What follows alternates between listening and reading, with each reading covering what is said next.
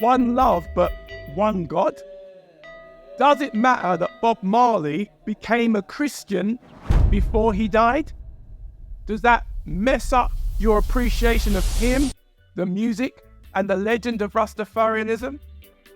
Does it change Bob Marley and his music for you if you knew that he was secretly down with Jesus?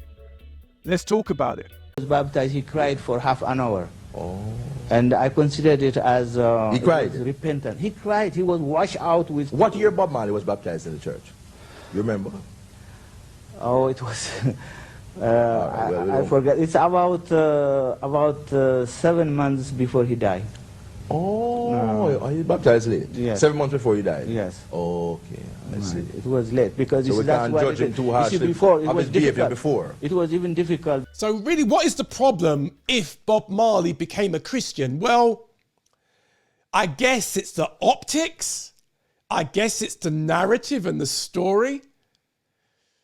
Bob Marley essentially is the poster child for Rastafarianism. Technically, the main person in the Rasta religion is Emperor Haile Selassie.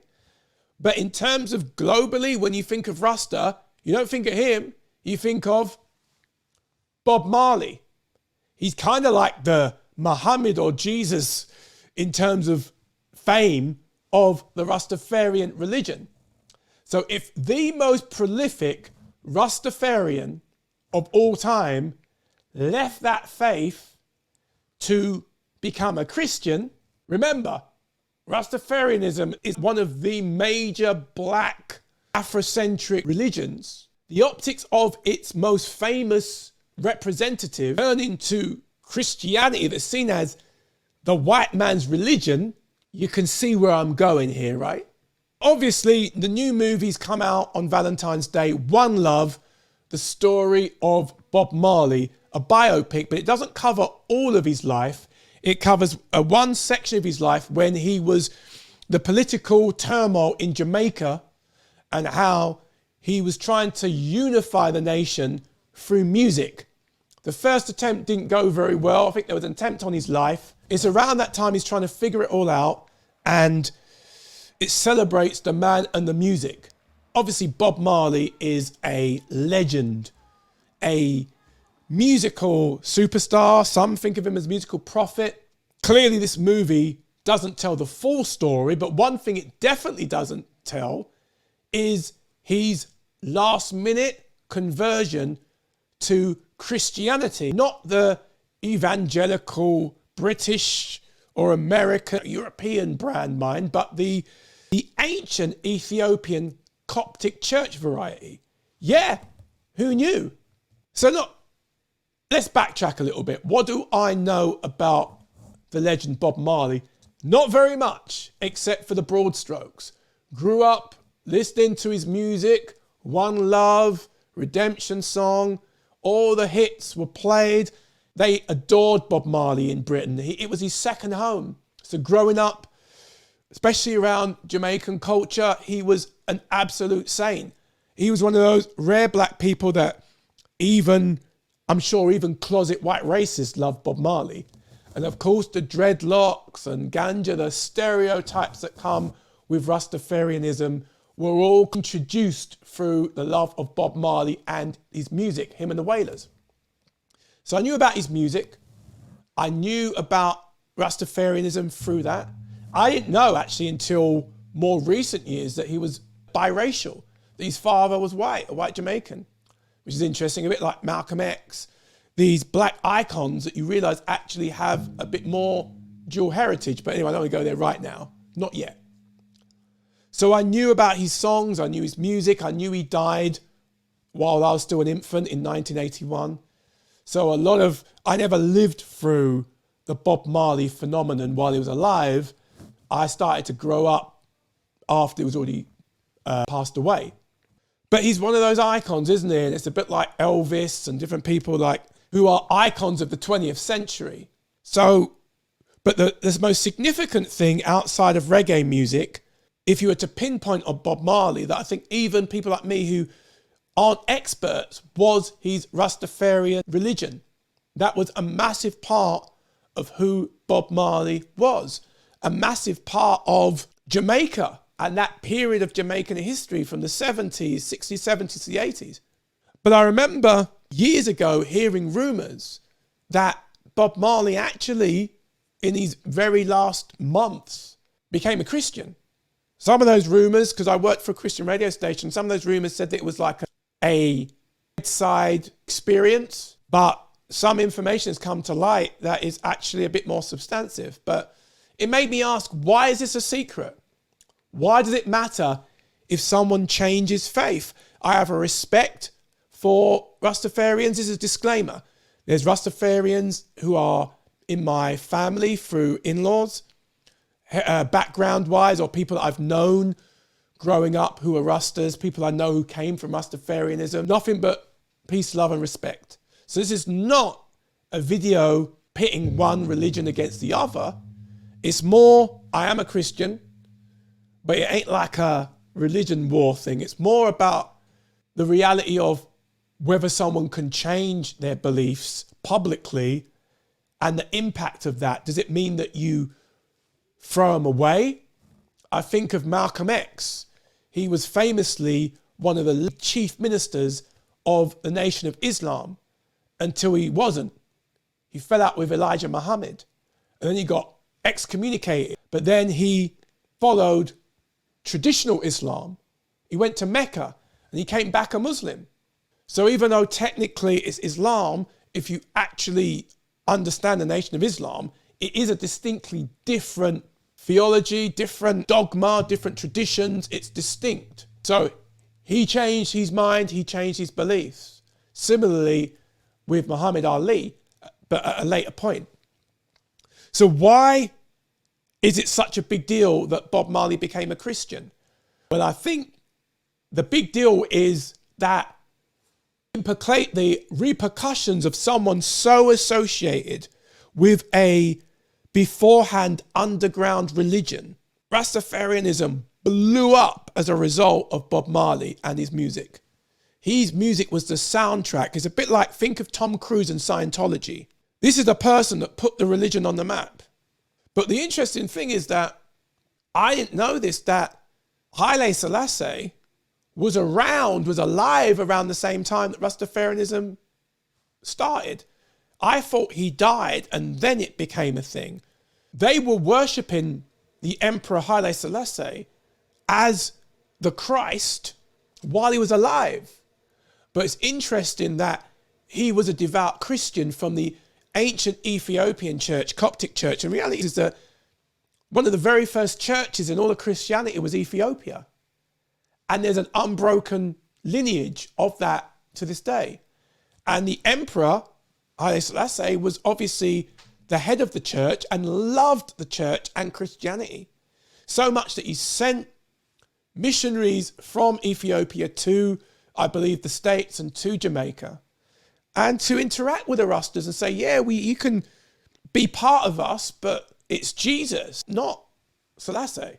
And again, if you believe that and you're Rasta, then that's cool. It's not about who's right, who's wrong. It's more about the fact that this is stuff in history we don't get told. We're not told about this. And I can understand from that perspective why it's a sore point, because Bob Marley is essentially Rasta from all of the portrayals. So if you then say he had a change of beliefs, or those beliefs evolved, you're almost taking away the ultimate spokesperson, and that would be a blow to anybody, right? So for me, it's sad that we're in a situation where something can be true, but it's an inconvenient truth. It's inconvenient that Bob Marley may have changed his theology and his beliefs in the last minute. And the video we saw with the Ethiopian Coptic bishop, it truly said he was friends with Marley and some of the other Rastas and was around them, and they had close quarter conversations. And when Marley accepted that, yeah, Jesus Christ is Lord, not Emperor Selassie, and he eventually said he wanted to get baptized, and this bishop baptized him. And again, this is Jamaican television. And others around the circle of Marley confirmed that this to be true, that him and his family were baptized in the Ethiopian Coptic Church. Part of the process is you have to decree that Jesus Christ is Lord. Obviously, Marley did that. Otherwise, he wouldn't have been baptized. But apparently, he wanted to keep it on the down low. Now, I can imagine why. Because of the fallout of that, it would cause chaos. It would split so many people. It would bring perhaps the fallout amongst those in the movement would have been great. Jamaica, it would have caused problems because he literally became a poster child for a particular movement. But isn't it a shame that people can't be on a spiritual journey without that being a problem? Malcolm X came to his conclusions and it led him down a different way. Subsequently, the same with boxing legend Muhammad Ali. People can change their thoughts, right? What I think about the clip is that it's quite interesting that I think the bishop is very empathetic. He's non-judgmental. He doesn't judge the Rastas for their, he believes, misplaced belief that the emperor is God, is the Christ. He doesn't call them out, but he says he lovingly stands firm in his convictions that are part of the traditional ancient doctrines of the church. But I think let's call a spade a spade. Regardless that the bishop has come out saying that the emperor was very much a devout Christian, that they are part of an unbroken chain of ancient Christianity in Africa, specifically Ethiopia, that goes back from the very beginnings of the faith in the ancient world, that they are very proudly black. You see the images in their churches of Christ and disciples looking like them. And they ain't got a problem with that because every culture has depicted in their image. That's just human nature, right? I have a problem that white people in Europe depict Jesus and disciples as white. Why should there be a problem in Africa that Jesus depicted as black and his disciples? End of the day, they're Middle Eastern, so they'd be somewhere in the middle, split the difference. But I personally think, through my experience as a black man who is a Christian, some of the encounters I've had in the community give the impression that to be black and Christian is to be a compromiser, to be that they don't go hand in hand, that you've got the white man's religion. In spite of so many millions of Christians who happen in Africa, in spite of the black church historically in America and the Caribbean, there's still a feeling that Christianity at its root is essentially the white man's religion. Even though historically and factually it began in the Middle East and it spread to places like Ethiopia long before it hit Europe, before Rome embraced it as its national religion. Emperor Constantine, it was already in parts of Africa, particularly, specifically Ethiopia. So I think the perception of Christianity as being the white man's religion and it being colonialism, how the British Empire takes over Africa and then enforces Christianity on the natives. Yeah, that happened. Slavery, yeah, we're going to steal your resources, or in that case, the people, and we're going to give you religion. But then there is outliers. There are situations where it wasn't quite that way.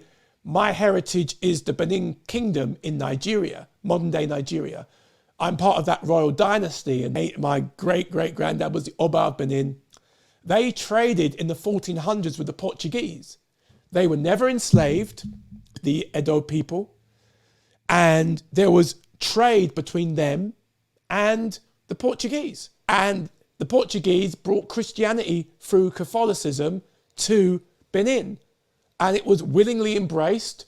Obviously a little bit of politics and exchange, right? But that's human civilization, don't we? We exchange different ideas and different resources. Best when it's amicable, worse when it's enforced.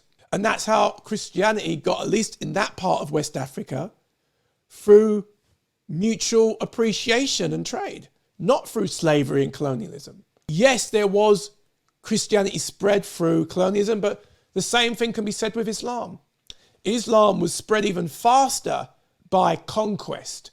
The fact that ancient African civilizations like Nubia that were Christian Christianity was wiped out by Islamic invasion. We won't go there in this video, but that's just an example of sometimes the gaps in knowledge when people talk about religion. Imagine in the future a time capsule, somebody opens up a time capsule and listens to Eminem and thinks that hip hop was a white music art form. No, it actually starts in the black community. Or you've got the Beatles. I love the Beatles, but they started off as a Chuck Berry black rock and roll cover band. And then you've got talk now when it comes to Beyonce wanting to do country music, people pushing back on that, when some of the early country stars were black. Anyway, I digress. You can see the problem when everyone has borrowed from each other and things have spread, ideas, beliefs, but then people ring fence them and put things in a box and put things in a particular boundary and say, how can you be one of the most revolutionary guys in a movement, seen as like a musical prophet, all that's great about a people and a nation, and then seemingly embrace a religion that's been appropriated and given a bad rap? Well, the truth of the matter is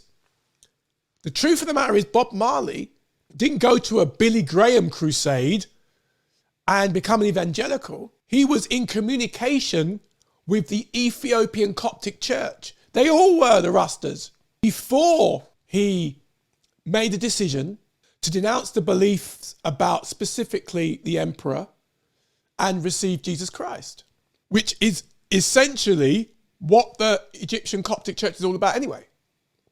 He just went a step further to fully embrace it and get baptized. He didn't become Western in that regard. He didn't abandon his blackness for what that means. He embraced the faith presented to him in a way that made sense and resonated with his Pan-African perspective. People should be happy for him and happy that made that decision for himself, and sad that it had to be something that was kind of suppressed. But I understand why that would be suppressed and why even now there'd be pushback, because it's not good PR. And I think maybe it does speak to his identity, because I didn't know growing up that Bob Marley was biracial. The same way perhaps my kids and some of the kids born or young around 2008 when Obama became president, with all the talk in the press and the media that it's America's first black president or African American, I guess kids would assume that he was black, as in both parents were black and his descendants were slaves. Actually, his mum was white, so he's biracial. His father was black and his father was from Kenya. Technically, he's African American, but not really, i.e. he's not a descendant of slaves. His dad was literally from Africa. Obama, this is. So that creates a dynamic where, for political purposes, he's just been called black. Michelle Obama, his wife, is completely black in every box in terms of she's a descendant of slaves. Both her parents are black. So the family, you could say, I guess in a Jim Crow one drop rule, you could call Obama a black man. And I'm not dismissing his ethnicity, I'm just being specific. But it's the same way with Bob Marley. He's just labeled Jamaican and black. It's downplayed the fact that he has a white father. That's something I didn't know until I was an adult. Does it change anything about him? No.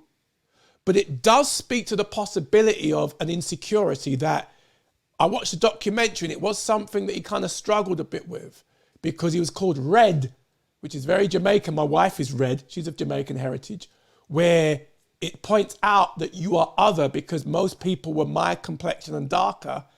And he's called Red because he's biracial.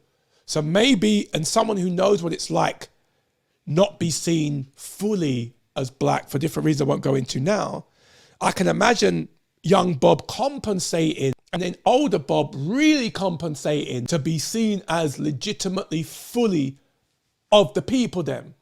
Now, for him, he found his belief, his faith, Rastafarianism, and that was very black and proud. And personally, the Orthodox Ethiopian Church is no different, but I can imagine that just the label Christian is loaded. I'm a Christian and I'm very proud of being very much a Christian. But I can understand I don't sometimes like the term because it's loaded, politically loaded, socially loaded. It's been appropriated basically. And I'm not talking about race here. I think it's been appropriated and misused and used to mean something that it simply isn't. So maybe that's why one of the reasons Bob wants to keep it on the down low, as well as not to rock the boat politically with the growing movement. Does it really matter? I guess it does matter if Bob truly believes that Jesus Christ is the way, the truth, and the life, that he is Lord. Because if he believed that enough to get baptized 7 months before he died, if he's right, he's with Jesus, right? If he's wrong, who knows? Maybe we're all wrong. Maybe all of our religious beliefs, there's got to be that element of faith, right? And that we could be wrong. But I feel what is wrong is that people aren't allowed to change their mind, to change their beliefs, because they're held to some kind of standard. If you move in this direction, you don't represent us anymore, or somehow you've lost it, or we can't claim you in the same way. So that's my thoughts. What do you think? Maybe I'm right, maybe I'm wrong. If I've offended, that's not my intention. I don't believe I've offended just because I've said I've responded to this information and to this video and to this information. Obviously, I don't want to spoil anything because the movie's come out. I haven't seen the movie. I do want to go see it at some point. Wherever you are, peace and love, Irie, and all those good things. That's so cringe. And let's have a conversation. I might be right. You might be wrong. You might be wrong. I might be right. Either way, let's thrash it out in the comments and see you next video.